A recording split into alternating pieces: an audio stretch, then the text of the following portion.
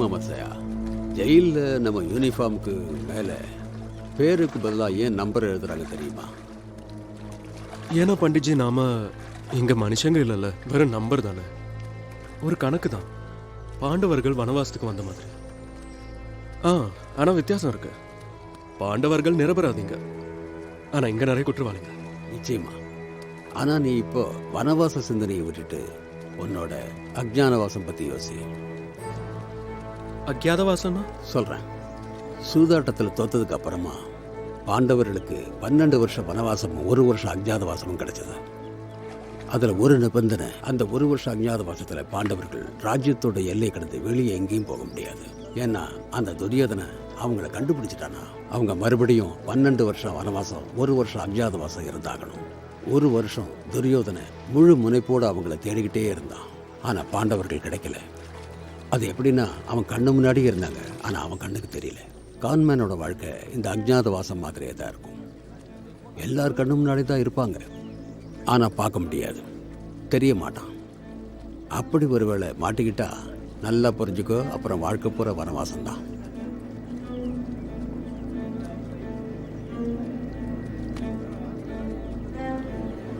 புரிஞ்சிருச்சு Panditji.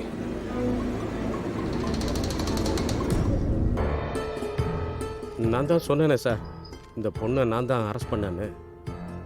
Minor fraud case தான் sir. வக்கீல் ஜாமீனில் எடுத்துட்டாரு. இங்கே தப்பு எதுவும் நடக்கலை சார். எங்களுக்கு ஃபேக்ஸு சரியாக வந்திருந்தா பத்திரத்தை கொஞ்சம் காட்டுங்க சார். அட எடுங்க சார். என்னாச்சு? அது கிடைக்கலையா? கேஸை எழுதலை சார். சார், இன்ட்ரெஸ்டட் என்கொயரிக்கு லெட்டர் கொண்டு வந்திருக்கீங்களா? சாமியே வரம் கொடுத்துட்டாரு, இங்க பூசாரி கேள்வி கேட்டுக்கிட்டு இருக்காரு. சிங் சார், எங்களுக்கே சட்டம் சொல்லி தரீங்களா? இல்லை சார், மைனர் ஃப்ராட் கேஸில் நாங்கள் அது சார், இந்த இந்த 4-5 கள்ள நோட்டு தான் அவகிட்ட இருந்துச்சு சார்.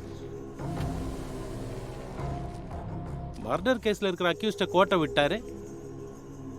என்ன பண்ணலாம் சார் இவரை? நான் ரூல்ஸ் அண்ட் ரெகுலேஷனை தான் ஃபாலோ பண்ணியிருக்கேன் சார். நான் ஸ்வீட்டை கம்மியாக சாப்பிடு, மாத்திரை நிறைய சாப்பிடு.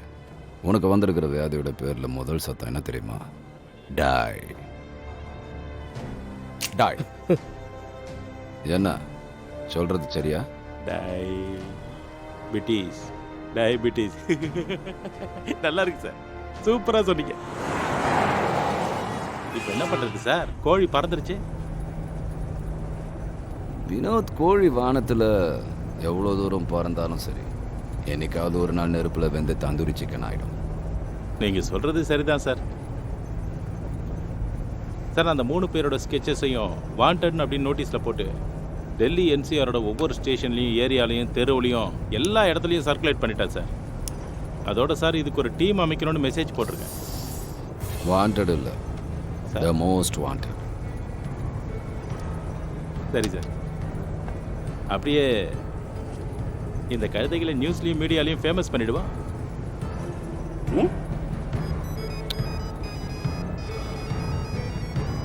ஃபோன் அடிக்குது பாரு.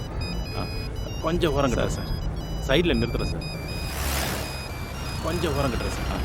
சார்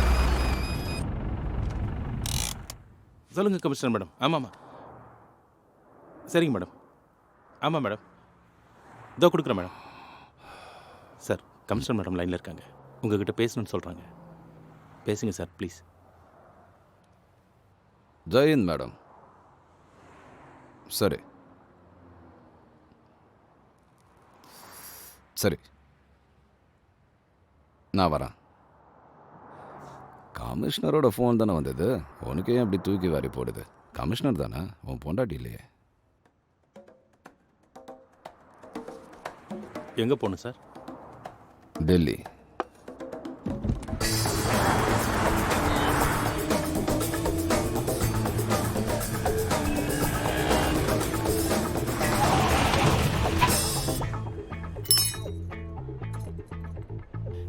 இங்க எங்களுக்கு ஒரு ரூம் கிடைக்குமா? எல்லா ரூமும் புக் ஆயிடுச்சு.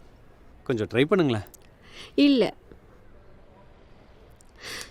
இந்த ரிமோட் வேற. நான் பார்க்கட்டுமா? ஓகே. ஆமாம், என்னை தவிர நீ எல்லாத்தையும் பார்க்குற.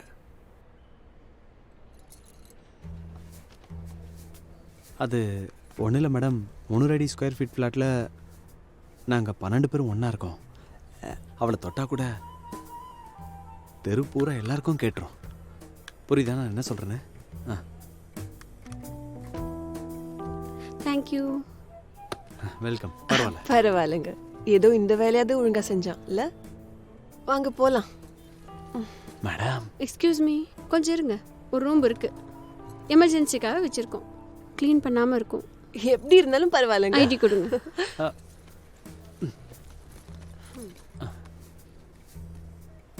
மதுபாலா அண்ட் மிஸ்டர் ராஜேஸ்வர், நீங்கள் இதில் என்ட்ரி பண்ணிட்டு இருங்க, நான் ரூம்க்கு எடுத்துகிட்டு வரேன். தேங்க்யூ. சரிங்க. Thank you so much ma'am. Thank you so much.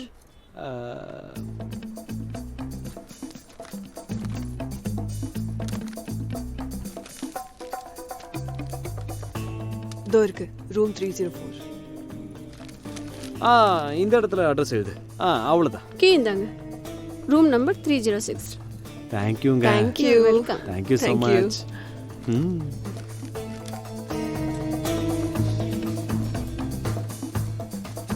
Oh sorry.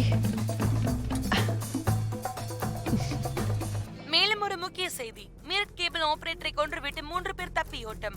இவர்கள் மூவரும் பயங்கரமான குற்றவாளிகள் என்று சொல்லப்படுகிறது. இவர்களை பற்றி உங்களுக்கு தகவல் தெரிந்தால் உடனடியாக இந்த நம்பரை தொடர்பு கொள்ளவும்.